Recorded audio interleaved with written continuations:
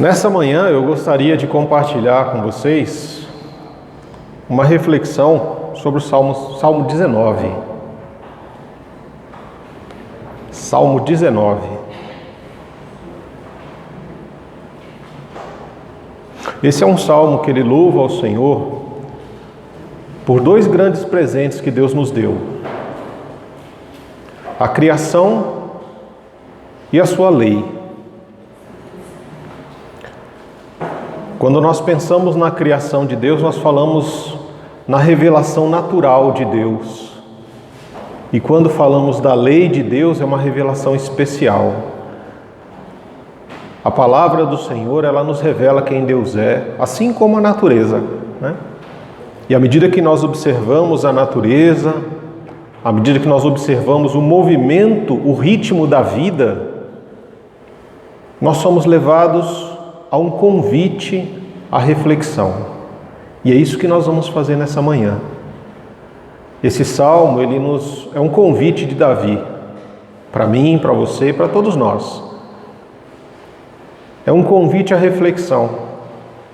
Um convite para nós pararmos um pouquinho nessa vida tão agitada e conturbada que nós levamos, para observar a criação, para meditar na lei perfeita de Deus, porque todas as vezes que nós contemplamos a vida, nós vemos dois grandes livros: o livro do mundo, onde a história está sendo escrita, tem um passado, um presente e um futuro, e o livro da palavra de Deus, que nos revela quem Deus é.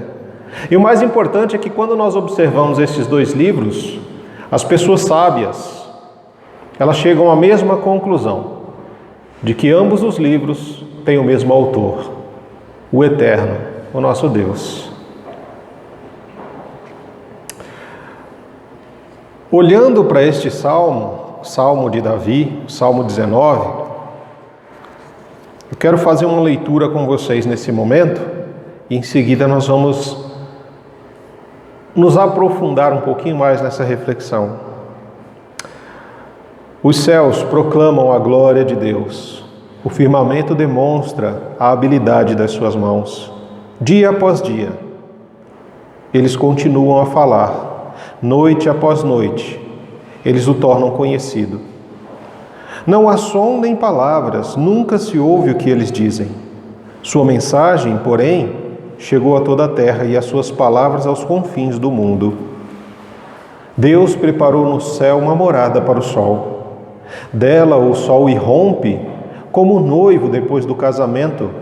Alegra-se como valente guerreiro em seu caminho. O sol nasce numa extremidade do céu e realiza seu trajeto até a outra extremidade. Nada pode se esconder do seu calor. A lei do Senhor é perfeita e revigora a alma. Os decretos do Senhor são dignos de confiança e dão sabedoria aos ingênuos. Os preceitos do Senhor são justos e alegram o coração. Os mandamentos do Senhor são límpidos e iluminam a vida. O temor do Senhor é puro e dura para sempre. As instruções do Senhor são verdadeiras e todas elas são corretas. São mais desejáveis que o ouro, mesmo o ouro puro. São mais doces que o mel, mesmo o mel que goteja do favo. São uma advertência para o teu servo e grande recompensa para quem os cumpre. Quem é capaz de distinguir ou de discernir os próprios erros? Absolve-me das faltas que me são ocultas. Livra teu servo dos pecados intencionais. Não permitas que me controlem, então serei inculpável e inocente de grande pecado. Que as palavras da minha boca e a meditação do meu coração sejam agradáveis a Ti, Senhor, minha rocha e meu Redentor. Eu já podia ir embora. É um texto que ele fala por si mesmo. E quando nós observamos ele com atenção, com cuidado, nós vemos três grandes blocos aqui neste texto. Nós vemos uma primeira descrição onde Davi ele olha o livro da criação, que vai do verso 1 ao verso 6. Depois ele vai olhar vai meditar na lei perfeita de Deus, do verso 7 ao 11, e por fim ele nos convida a uma reflexão, depois da contemplação da revelação de Deus, do verso 12 ao 14. Quando pensamos no livro da criação, Davi ele começa o livro, falando aí neste livro da criação, de 3 grandes capítulos, ou 3 grandes páginas: o céu, o mar e a terra. E o interessante é que quando nós observamos isso, ele diz que os céus falam sobre a glória de Deus, o firmamento revela a obra das suas mãos. Um dia ensina discurso sobre outro dia, e uma noite vai exalar o conhecimento a outra noite. Quando ele fala, os céus declaram a glória de Deus, ele não falou o céu, mas ele fala os céus. Porque o céu tem várias formas de manifestar a glória de Deus, a sabedoria de Deus, o poder de Deus, a beleza de Deus. Você já parou para contemplar o céu? Hoje o céu está meio cinzento. Mas tem dias, irmãos, e numa desses dias nossos de férias, enquanto nós voltávamos pela estrada, a gente pegou uma parte de subida assim, muito, mas muito bonito. O sol, o céu assim, ele estava num azul tão intenso, e um monte de nuvens brancas, e um branco que não se vê em lugar nenhum. E à medida que a gente ia subindo, parece que eu ia para o céu. A Cláudia ficou ela começou a chorar dentro do carro. Que ela olhava assim, nossa, parece que o céu está crescendo diante da gente. Exatamente isso, os céus estavam ali declarando para nós a beleza, a glória, a majestade de Deus. Os céus, ele tem várias formas de revelar Deus para nós. Nas nuvens, quem nunca aqui parou para ficar observando as nuvens e olhando assim, olha, aquela nuvem forma um cachorro, aquela ali parece que forma um barco. E a gente vai olhando o movimento das nuvens, a forma como elas interagem conosco, o azul do céu, o final da tarde, quando no horizonte nós vemos ali várias cores, um céu totalmente colorido, que enche a nossa alma de alegria, que enche a nossa alma de esperança. É o céu que está pregando a cada um de nós. O céu é um dos maiores e melhores pregadores de Deus, melhor do que muitos pastores, ou de qualquer um dos pastores seres humanos.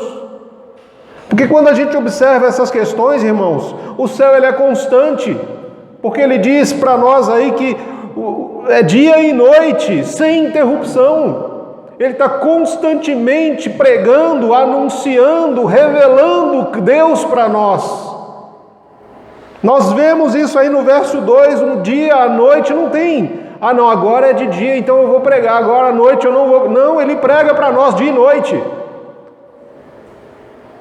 E ele também não tem barreiras linguísticas. Ele alcança os céus, ele manifesta a glória de Deus em todas as línguas. Qualquer pessoa que olha para o céu vai conseguir entender o que os céus estão dizendo para nós. Mesmo muitas vezes o silêncio dos céus. Porque o silêncio também é um discurso que precisa ser ouvido por ouvidos atentos, ouvidos sedentos da glória de Deus. E os céus também não se restringem a lugares, porque quando nós vemos aqui, no verso 4, a sua mensagem chegou a toda a terra.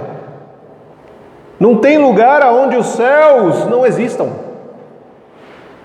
Em todo o planeta, em todo o globo, se você olhar para cima, você vai ver o céu. Então os céus são os maiores e melhores pregadores. Quando nós olhamos o mar, nós vemos a grandeza de Deus e a sua autoridade em estabelecer limites para a preservação da vida humana. E quando olhamos para a terra, para as árvores, para a natureza, ali nós contemplamos o poder criativo de Deus.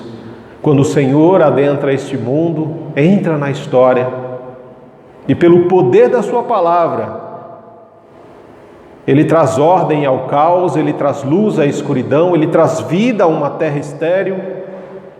E a partir da vida que Ele manifesta nessa terra, da criação, do poder criativo de Deus, Ele cria a sua obra-prima com as suas próprias mãos, o ser humano. E quando Ele olha esse ser humano, Ele diz que é muito bom. De toda a criação, Ele olha o ser humano e diz que esse ser humano criado, a humanidade criada, muito bom, porque foi criado à imagem e à semelhança de Deus. Porque para a humanidade o Senhor deu também o poder criativo de governar, de multiplicar, de direcionar, de se relacionar com a terra, de cuidar da terra, de estabelecer relacionamentos saudáveis, de cuidar uns dos outros. É um poder criativo, é um poder que gera vida. Mas infelizmente nós usamos esse poder para outras coisas. O poder criativo ele pode ser usado tanto para o bem quanto para o mal. E por isso nós olhamos o mundo na situação em que ele se encontra hoje. Olhamos os mares poluídos, os céus poluídos, a terra clamando, gemendo de dores pela manifestação dos filhos de Deus.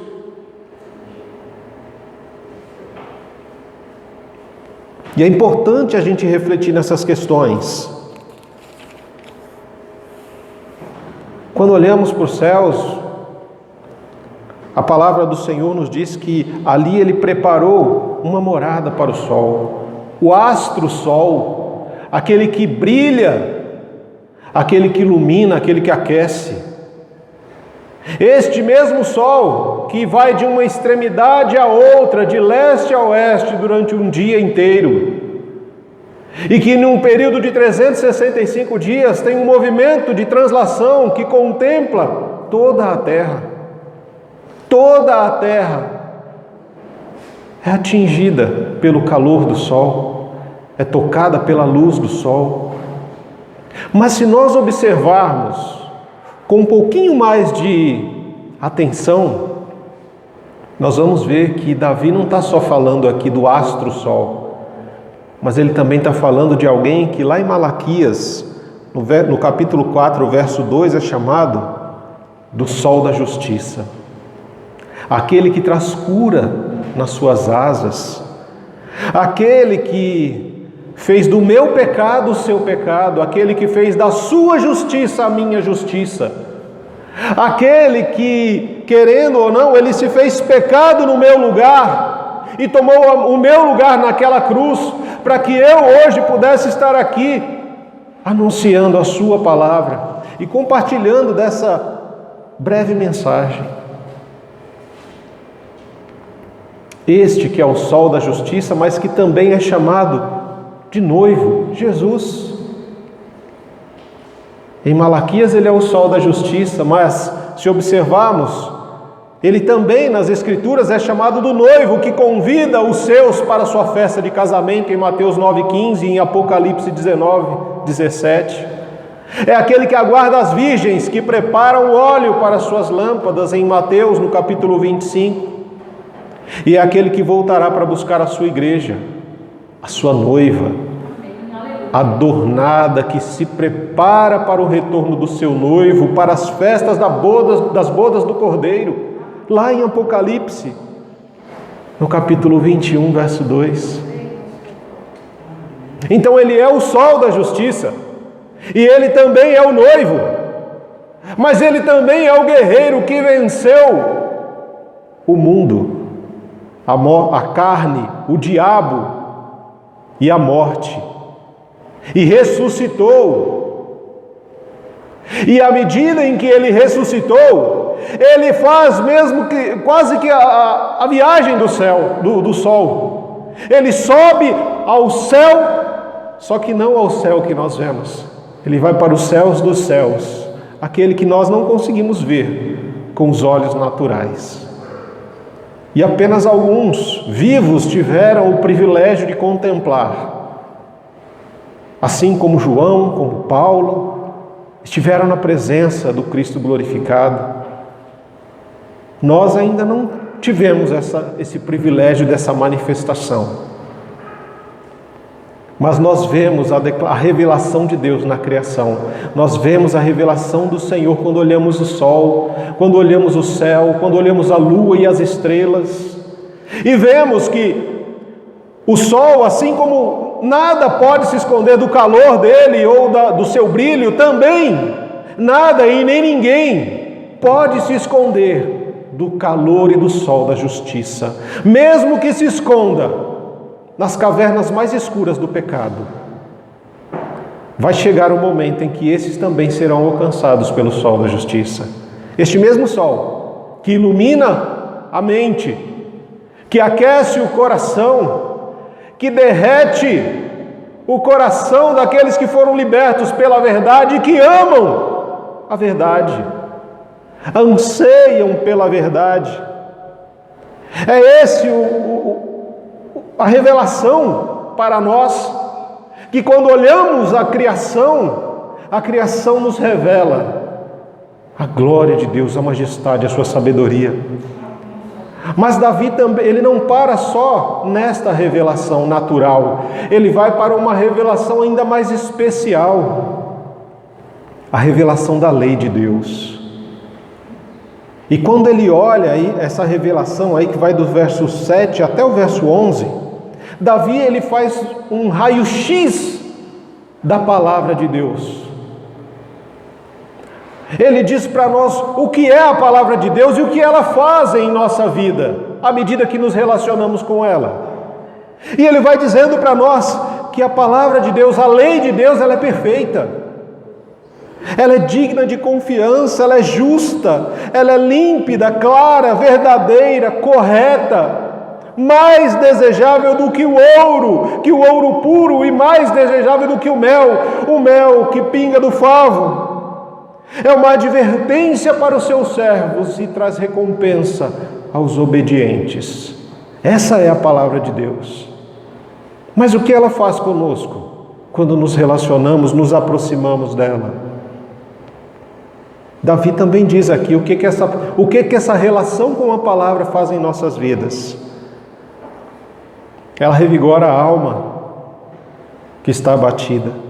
Ela dá sabedoria aos ingênuos. Você já ouviu as pessoas falar assim: nossa, mas fulano é tão bobinho, né? Mas se é alguém que tem uma relação de intimidade com a palavra de Deus, é alguém que está se tornando sábio, porque é alguém que não está sendo direcionado pelo mundo, mas pela lei perfeita, correta, justa de Deus. Ele diz que essa palavra, essa lei de Deus, ela alegra o nosso coração. Traz alegria ao coração daqueles que se alimentam dela, que cura os nossos olhos. Quanto nós precisamos ter os olhos curados. Olhos que olham, que julgam, que condenam. Olhos que olham com malícia. Olhos que são as janelas da alma, e Mateus 6 vai dizer que à medida que os nossos olhos são doentes, eles trazem escuridão para nosso interior. Mas à medida que nós somos curados por um relacionamento de intimidade com a palavra, esta mesma palavra vai iluminando todo o nosso interior. Essa palavra traz prosperidade, alegria e direção para a nossa vida. Mas tem coisas aqui que o Davi não falou, pelo menos neste salmo, mas que está em toda a Escritura, de que a lei do Senhor, ela é perfeita e ela revela o pecado que está em nós. De que a lei do Senhor, ela nos leva à conversão. De que ouvir a lei do Senhor vai nos levar à salvação, vai nos levar a um encontro com Jesus, vai nos levar a um confronto de quem nós somos e do que nós deveríamos ser. Essa lei perfeita é a lei que santifica a nossa vida, a nossa mente, o nosso coração, para caminharmos dia após dia como pessoas que testemunham de Jesus. Essa é a lei perfeita de Deus. E o que essa lei produz em nós está aqui no verso 9, o temor do Senhor, que é puro e dura para sempre, eternamente. Essa lei foi descrita na sua característica, quem ela é, o que é a lei de Deus e o que ela faz conosco. E à medida que existe esse relacionamento, isso vai gerar em mim e em você o temor ao eterno, o temor a Deus. E por mais que nós vivamos num mundo que esteja envolto a medo, insegurança, violência, a governos corruptos, nós podemos ser consolados quando nos relacionamos com essa palavra e nos é revelado de que o trono continua inabalável e de que a palavra continua inalterável, imutável, que o nosso Deus continua sendo o mesmo ontem, hoje e será eternamente, e de que nada fugiu ao controle dele. Se todas essas coisas estão acontecendo, são para glorificar o nome do Senhor. Então Davi, ele faz uma reflexão, uma contemplação, né? Ele contempla a natureza, a criação de Deus. Ele contempla a lei perfeita do Senhor. Ele observa tanto a revelação natural, que é falada em Romanos capítulo 1, porque muitas vezes eu falo, mas e quem nunca ouviu a palavra de Deus? Quem nunca leu a Bíblia? Elas não são desculpáveis porque não leram a Bíblia, porque Deus revela a sua glória, a sua majestade, o seu poder e a sua sabedoria desde a criação do mundo. Toda a criação, tudo revela a glória de Deus, o poder de Deus, a sabedoria de Deus. E quando nós nos voltamos para adorar a criação, ao invés do Criador, nós pecamos contra Deus. Quando nós temos nas nossas mãos a revelação especial do Senhor, que é a sua lei perfeita, a sua palavra, e nós preferimos ignorá-la, nós também nos tornamos culpáveis diante de Deus. Por isso que Romanos 3,10 vai dizer que não tem ninguém que busque a Deus. Todos somos pecadores e estamos condenados, estamos afastados da glória de Deus. Mas é interessante que quando nós fazemos essas reflexões, irmãos, quando nós paramos para observar, né, a vida, quando a gente puxa um pouquinho o freio de mão, para parar com a correria do dia a dia, para parar de reclamar de todas as coisas. Se está trabalhando, a gente reclama porque está trabalhando. Se está fazendo algo, a gente está sempre reclamando de alguma coisa, né? Se está de férias e chove, a gente reclama que está chovendo. Se está de férias e está muito sol, a gente reclama que está muito sol.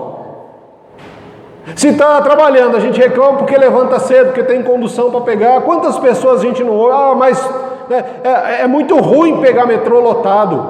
Mas houve um tempo em que o metrô não existia. É muito ruim pegar ônibus lotado, mas teve um tempo que não tinha ônibus também.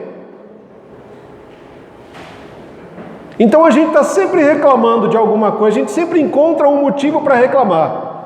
Mas quando a gente para contemplar a criação e o poder criativo de Deus, quando a gente para contemplar e meditar na lei perfeita de Deus, ela é como um espelho diante de nós. Ela nos revela o Criador e nós vemos o nosso reflexo como criatura. Ela nos revela quem nós somos. E aí vem o convite de Davi para uma reflexão, que é quando Davi começa com uma pergunta: quem é capaz de discernir os próprios erros? Você já fez essa pergunta no seu coração? Quem será que é capaz de discernir os próprios erros? Esse Salmo 19, você pode ler ele junto com o Salmo 8. São dois salmos que vão se completar, porque o Salmo 8 vai dizer quem é o homem para que Deus se preocupe com ele. Quem somos nós? Nós somos apenas pó, somos como um vento passageiro. Eu e você, amados, nós somos como uma árvore com as raízes podres. Nós somos como instrumentos defeituosos, que quando tocados arranham ruídos que incomodam. Nós somos assim. E nós vivemos vidas, queridos, que nós, muitas e muitas vezes, nós temos pecados de estimação.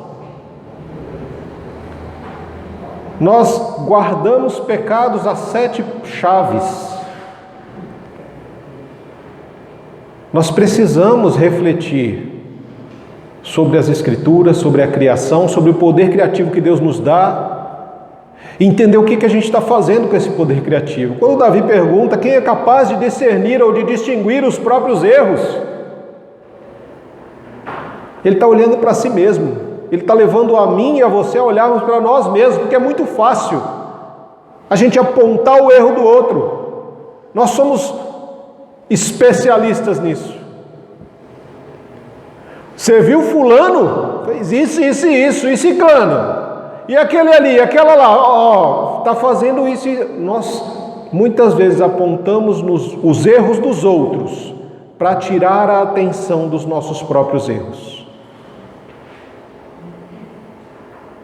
Porque é muito difícil a pessoa chegar, eu errei, eu falhei, eu assumo a responsabilidade e também as consequências. Desde o Éden é assim.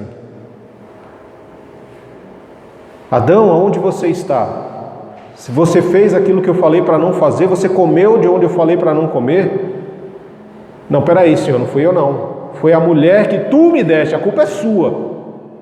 Que me deu uma mulher e essa mulher me conduziu ao erro. O que você fez, mulher? Eu não, foi a serpente. E assim a gente vai vivendo a nossa vida. É sempre mais fácil apontar o erro do outro do que assumir a responsabilidade das nossas decisões. Para Davi foi mais fácil tentar matar Urias do que assumir que ele tinha adulterado com Betseba. Quem pode discernir os próprios erros? Quem é capaz de fazer isso? Quem é que pode compreender os seus próprios erros de uma forma profunda e verdadeira e assumi-los? São crises que nós enfrentamos quando somos confrontados com a palavra. E não é algo exclusivo de Davi, mas todas as pessoas que realmente contemplam a revelação criadora de Deus e também a sua revelação especial, são levadas a olhar para dentro de si. Nós vemos, por exemplo, Jeremias 17:9 diz o quê? O coração é mais enganoso que qualquer outra coisa e a sua doença é incurável. Quem tem um coração batendo no peito aqui? Todo mundo tem, não é? Quem não tem já morreu. Tem gente que tem e está morto também. Mas todos temos um coração batendo no peito. E Jeremias fala que o coração, ele é o mais enganoso de todas as coisas. E a gente não, o pessoal, siga o seu coração, siga o que teu coração mandar. Quem é capaz de compreendê-lo? É a pergunta que Jeremias faz. Mas não só Jeremias. E o Isaías, quando lá em Isaías 6 ele diz: ai de mim que sou pecador, que vivo no meio de um povo de lábios impuros, e os meus lábios são impuros, e os meus olhos viram a Deus. Ele grita de desespero por estar diante da presença do seu Criador. E Paulo, quando olha para dentro de si, miserável homem que sou, quem me livrará do corpo dessa morte?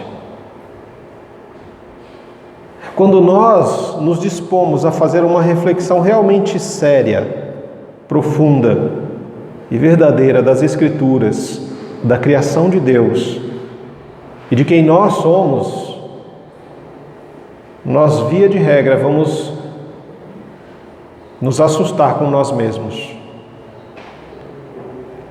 Existem lugares ocultos no nosso coração e na nossa alma que nem nós mesmos temos coragem de abrir. Porque sabemos que é um lugar de podridão, de sujeira, de pecado. E além de nós não abrirmos, nós muitas vezes não permitimos que Deus mexa naquilo. Esse é o nosso pecado, muitas vezes de estimação. Assim como esses homens, Davi, Jeremias, Isaías, Paulo, nós também enfrentamos crises. E o problema acontece porque o pecado ele não está fora de nós, mas ele está dentro de cada um de nós. O problema desses homens não era o pecado que era cometido com os homens, mas era o pecado que estava no interior de cada um deles. O problema não é o que você faz, mas é aquilo que está dentro de você que te leva a fazer aquilo.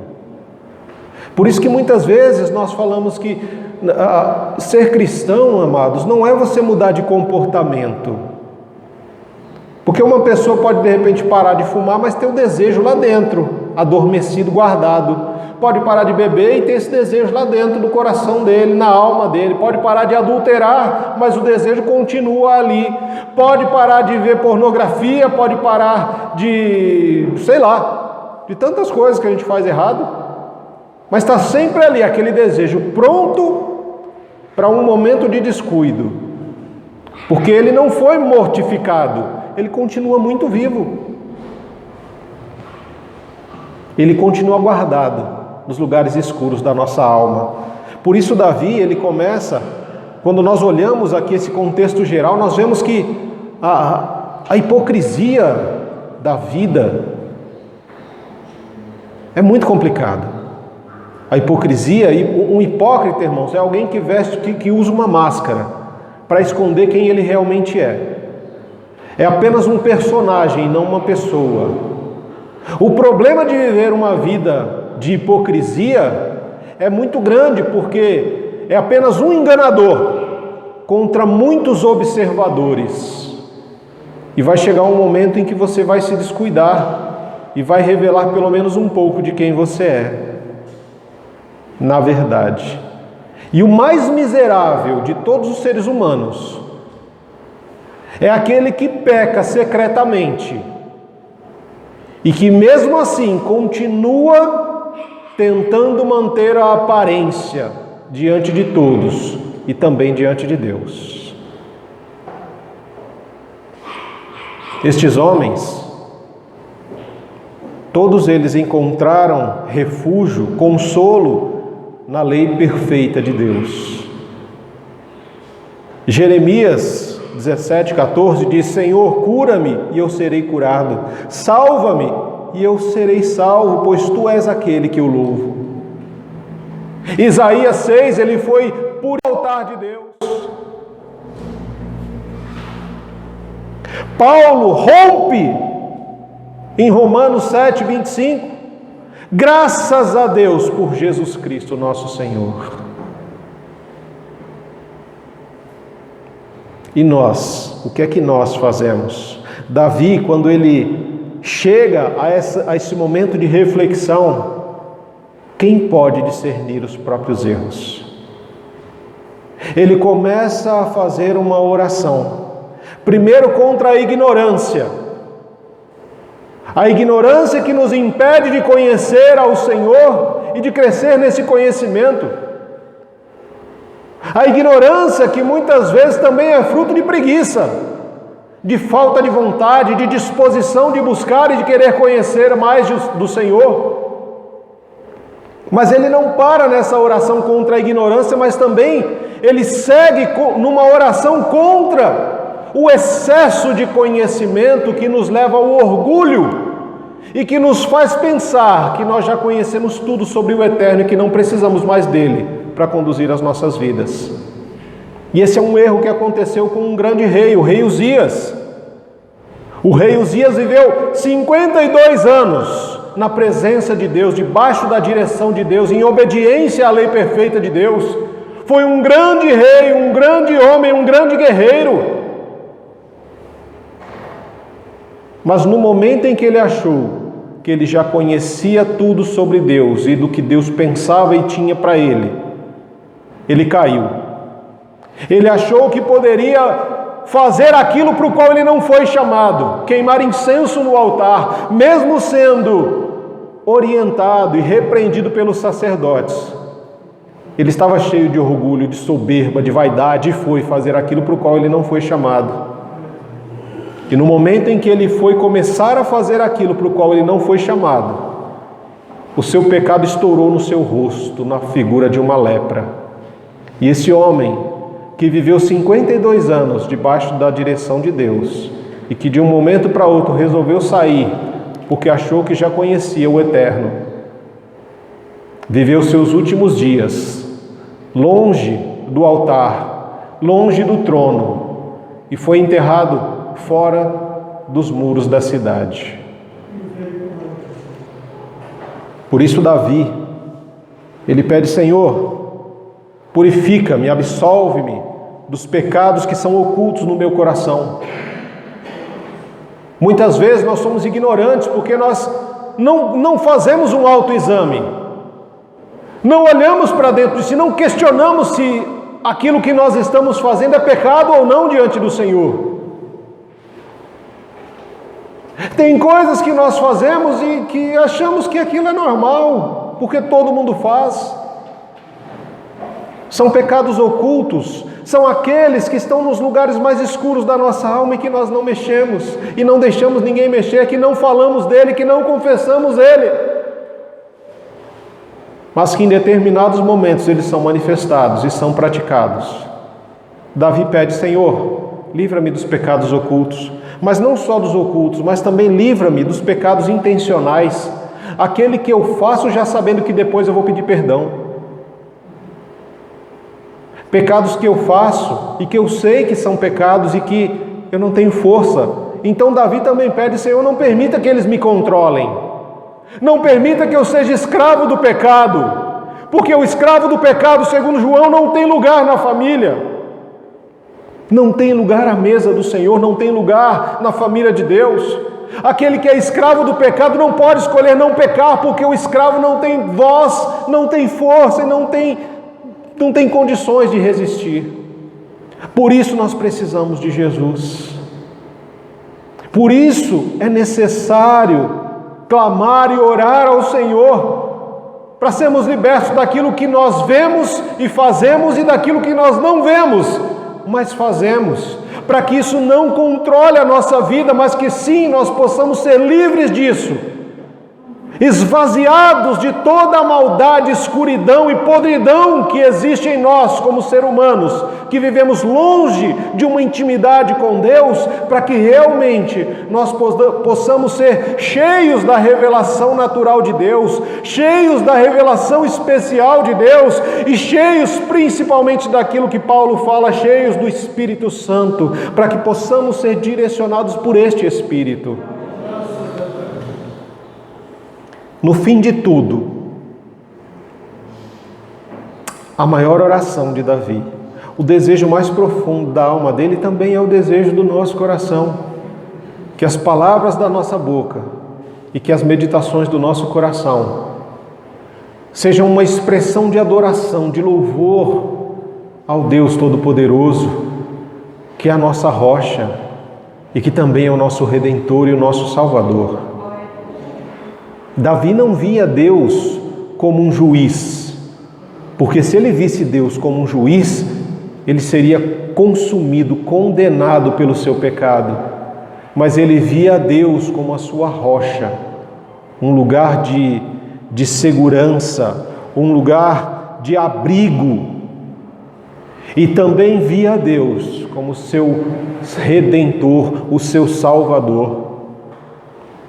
Por isso, amados, nós precisamos meditar, nós precisamos ver como é que isso funciona para a nossa vida, né? E aqui eu quero deixar algumas questões para que nós possamos refletir no decorrer da semana, no seu momento de devocional, porque se nós pensarmos no que Davi está falando aqui, sozinhos nós não conseguimos caminhar para uma maturidade cristã. Nós precisamos nós necessitamos sempre caminhar, no mínimo, em duplas, né? Sozinhos, nós iremos nos esconder nas cavernas escuras do pecado, com medo, com vergonha do que nós somos e do que nós fazemos. Por isso nós precisamos viver em comunidade, porque quando nós erramos em alguma área da nossa vida, a nossa tendência é de nos afastarmos da comunidade, nos afastar de qualquer manifestação de Deus, porque nós sabemos que isso vai revelar o pecado que nós estamos tentando esconder. E nós precisamos, no conviver da comunidade, confessar os nossos pecados uns aos outros para sermos curados. E confessar os nossos pecados ao Senhor para sermos perdoados. E à medida que isso acontece, nós alcançamos a misericórdia do Senhor. Por isso eu gostaria que você refletisse no decorrer dessa semana o que tem alimentado a sua mente. Como está o seu coração? E qual o conteúdo das suas conversas? Por que, pastor, a gente precisa refletir sobre essas questões? Porque se nós pararmos para pensar, queridos, aquilo que entra pelos nossos olhos, pelos nossos ouvidos, isso vai para a nossa mente, nós vamos ficar pensando naquilo, por um tempo até ele descer ao nosso coração. Quando ele desce ao nosso coração, ele se transforma em palavras, porque a boca fala do que o coração está cheio. E por isso é importante, o que tem alimentado a sua mente? O que você tem lido? O que você tem assistido? O que você tem ouvido? Isso é muito importante para nós enquanto cristãos. Porque se você se alimentar de lixo, é o lixo que vai descer ao seu coração. E o que acontece com um lugar que está cheio de lixo? Ele cria ratos, baratas, animais peçonhentos, um fedor enorme, insuportável, de podridão, de sujeira. E esse é um lugar preferido para demônios. E à medida que se o seu coração estiver nessa condição, quando você abrir a sua boca, vai ser como uma fossa aberta, meu irmão. É só podridão e maldição que vai sair da sua boca. Por isso você precisa filtrar aquilo que você assiste, aquilo que você ouve, aquilo que você vê, meu irmão, é muito importante. E meditar na palavra de Deus, confrontando com o seu coração. Porque a palavra diz que de tudo que você deve guardar, guarda o teu coração, porque dele procede as fontes da vida. A boca, conforme Tiago, não pode ser utilizada, a língua não pode ser usada para bênção e para maldição. Ou as suas palavras são bênção ou elas são maldição. Se você olhasse para a última semana, as palavras que você falou, será que elas alimentariam você? Ou alguém? Ou elas envenenariam a você e a outras pessoas? Por isso reflitam nessa semana, queridos. O que tem alimentado a sua mente? Se você observa que sua mente tem sido alimentada de coisas ruins, é hora de mudar. De mudar.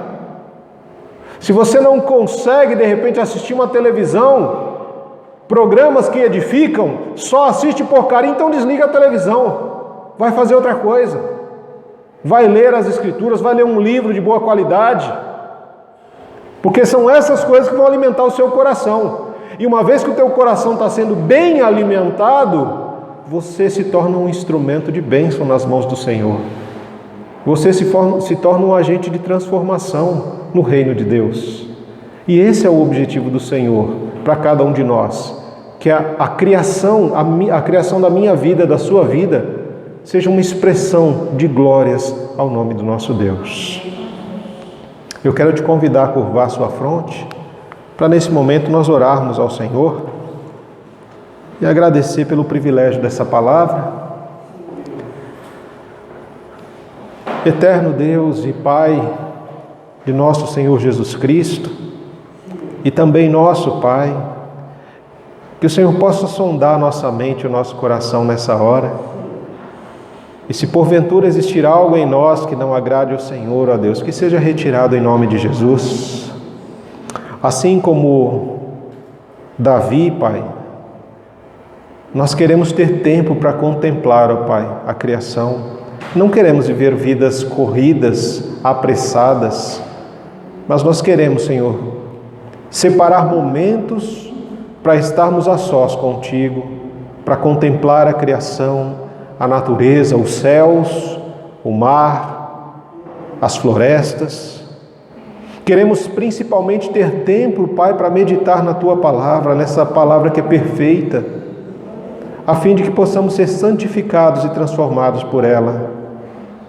E nos ajuda, Senhor, a refletir a glória do Senhor numa vida que se afasta do pecado, da escuridão e se aproxima da luz e da santidade do Senhor. Nos ajuda, Senhor, para que aquilo que nós trazemos no coração e que não sabemos seja tirado de nós, seja arrancado, Pai, porque isso nos causa morte. E nos ajuda principalmente nos pecados que são intencionais. Nos ajuda, Senhor, em nome de Jesus, a sermos libertos, Deus, do controle do pecado nas nossas vidas. Seja o pecado da preguiça, seja do conformismo, do comodismo, Senhor, que nos impede de crescer, que nos impede de conhecê-lo melhor. Livra-nos, Senhor, e em nome de Jesus, que as palavras da nossa boca, que as meditações do nosso coração possam ser uma expressão de louvor e adoração ao Seu nome, Pai, todos os dias da nossa vida. Que o Senhor continue sendo a nossa rocha, o nosso abrigo, a nossa segurança, e que nós possamos reconhecê-lo como Senhor e Salvador das nossas almas. Que o amor de Deus, que a graça de Jesus Cristo e as consolações do Espírito Santo sejam conosco no decorrer de toda esta semana, até o momento em que o Senhor nos chamar ou que o Senhor regressar para nos levar. É a nossa oração em nome de Jesus. Amém. Amém. Que Deus nos abençoe e vão em paz em nome de Jesus, queridos.